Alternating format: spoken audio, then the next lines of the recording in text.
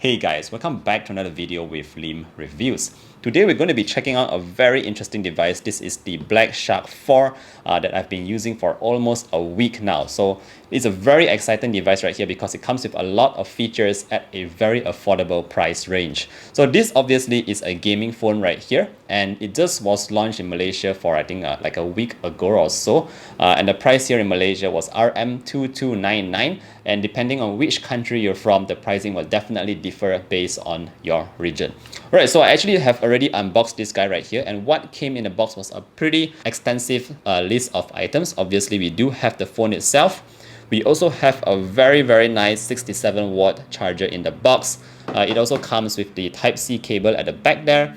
You have this rather interesting plastic case, so I'm not sure how much protection it will give, but it does look pretty cool right here and suits the overall gaming theme. And last but not least, you also get a couple of stickers. It's a bit far off for me, but there you go, you have these Black Shark stickers that looks pretty cool. Alright, so we're going to focus today mainly on the Black Shark 4. Like I said, I've been using it for close to a week now as my daily, and I've been gaming a lot. So in this video, it's going to be all about me sharing my honest experience with you guys. This is how we do it on Lim Reviews, the channel itself. Always the honest stuff here so that you guys know whether or not you should purchase this device right here. Alright, so we're just going to start off very quickly with the way it looks. Personally, I'm not sure if I'm a huge fan of this design right here, but this is a rather different approach for a gaming device. There's no fancy LEDs or whatnot, but what we do get is this really fancy back design right here. The X that you can see actually moves around a little bit as you tilt the device from side to side, even from front to back. It is a very interesting back panel right here. Obviously, if you're not into this kind of design, they also have the matte back, which is a bit more plain. So you do also get that 3 camera setup at the back, which is completely, almost completely flush with the device itself. So there's no camera bump at the back here, and that's definitely great. Apart from that, it does feel a little bit thick in my hands, and maybe that's because of the battery that's in this device right here. So it's a pretty big one. I think it's like 4500 mAh. We'll talk a little bit about that later.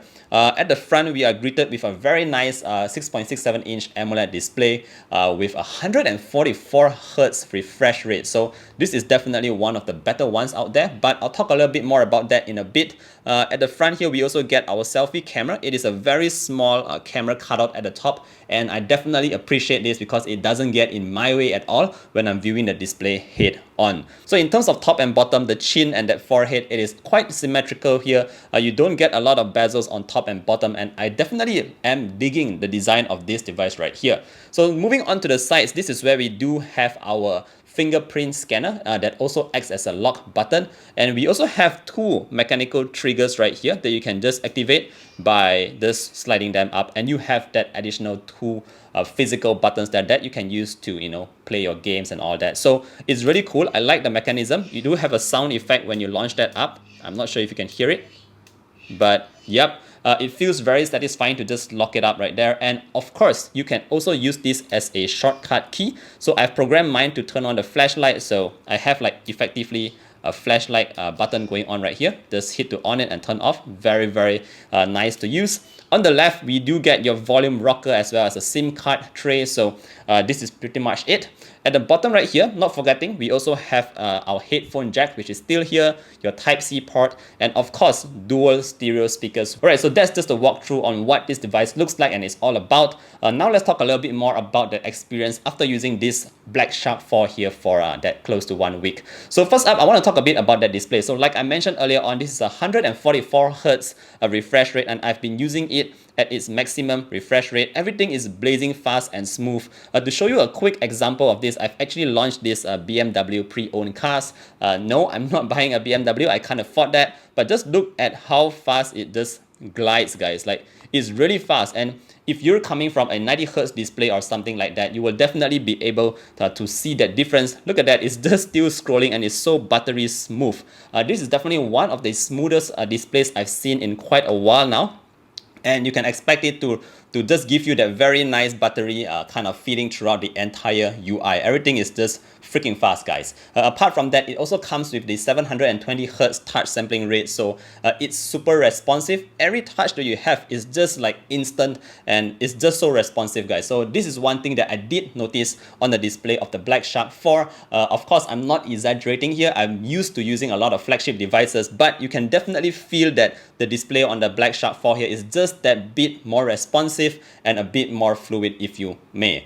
Alright, so one thing that I did not really like about this display though is that the brightness does not get the brightest. When I was outdoors, the brightness levels was okay. I did wish it was a bit brighter, but other than that, I absolutely love this display right here because it is very good. Not just for interacting with the user interface, but also when you browse stuff and watch shows and all that. It's also HDR10 plus rated, by the way, so you can watch some pretty nice movies over there. So overall, I'm still very happy with the display that we're getting here. Now, the second thing I want to talk about here, and I'm going to jump straight into the battery here because this is the second thing that really amazed me right here. So this device right here, it comes with, like I said just now, a 4500 mAh battery, and it supports up to 120 watts fast charge, guys. This is 120 watts fast charge. And how fast is that? Basically, Black Shark is claiming that this device can go from 0 to 100 in less than 15 minutes. You heard that right, guys, 15 minutes. So unfortunately, my 120 watt charger here wasn't really able to test it, but like I said, it did come with a 67 watt charger in the box, and you might think that this is actually very slow, but you might be wrong there because this charger is equally fast. So for this device here to go from 0 to 100, it now takes about, I think, about 20 minutes or so. That's actually very, very fast, guys. I don't actually charge my device at night anymore because whenever I wake up in the morning, let's say it's like 35 or 38%, I just put it to charge, I go and take a shower, and I'm right out back with 100%. So this is something that I really appreciate from Black Shark 4 here. The charger and the charging is just so quick that you do not worry about running out of battery. So just in case you're wondering what kind of battery life we're getting here, I would say that we can get about 7 to 8 hours of screen on time, and depending on how much you game, that will definitely affect your battery life as well. But this is definitely a pretty good battery right here, and I'm very confident with the charging speeds that I can get from the charger itself. Alright, now done with that, the third thing I want to talk about here is that gaming experience. So as you can see from my device right here, I do have a couple of games. I have my PUBG, my Genshin Impact, and my Mobile Legends, which I do play the most. So playing Mobile Legends on this device, guys, is just a breeze. Apart from that, Genshin Impact ran pretty smoothly as well. I did not have any issues with gaming on this device. Like I said, everything is just buttery smooth and it launches very quickly.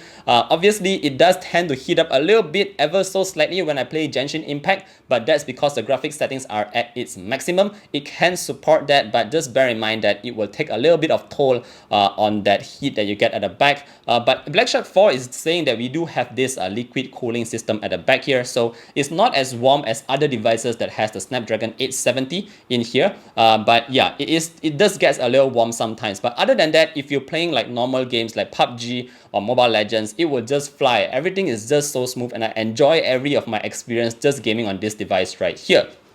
Alright, so now that we've done talking about gaming, I want to talk a little bit more about this device if you're not really like a hardcore gamer. So if you're just looking for a device here to use on a daily, I would say that the Snapdragon 870 paired with the 8GB of RAM, paired with 128GB of internal storage is definitely more than enough for what you might need. Bear in mind that we are obviously having UFS 3.1 storage right here, so it's fast storage, and in terms of your RAM, it's LPDDR5, so definitely very fast stuff going on with the Black Shark 4 here. I don't want to just look at this as a gaming device, guys. I also want to look at this as something that I can use on my daily, and without a doubt, I would say that this device right here, even if you're not a gamer, you can definitely leverage on the specs from this device right here to get you through the day perfectly fine. So that's with the performance on this device right here.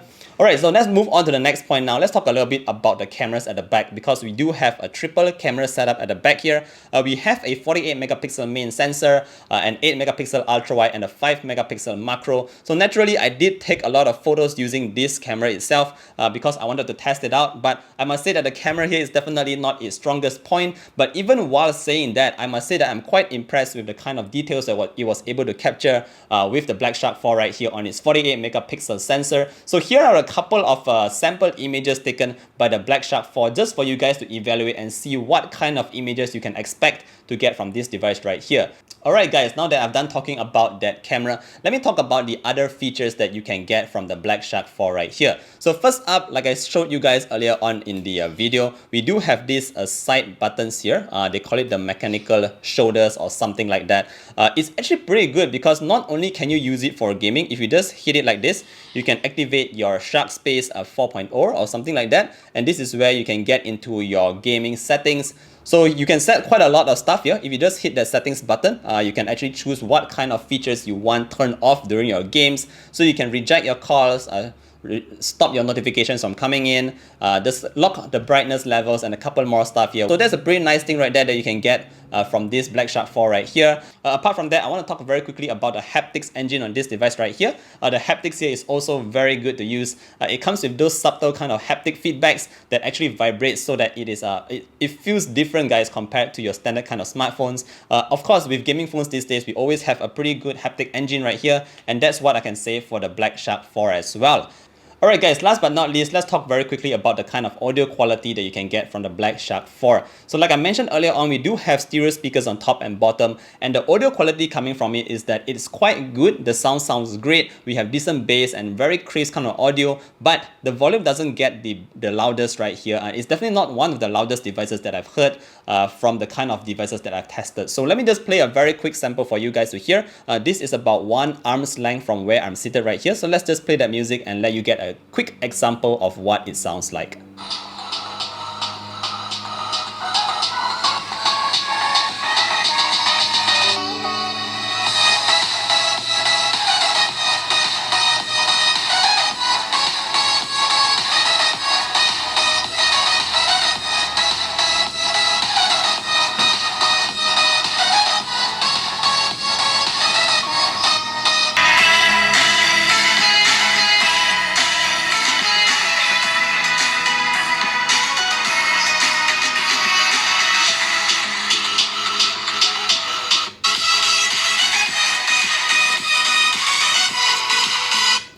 Alright guys, so as you can see, I just put on my iPhone right after the video just now, so you can actually hear that kind of difference in volumes. But just to sum it up, I just want to point out that the audio doesn't get the loudest, although it's still quite decent to hear from.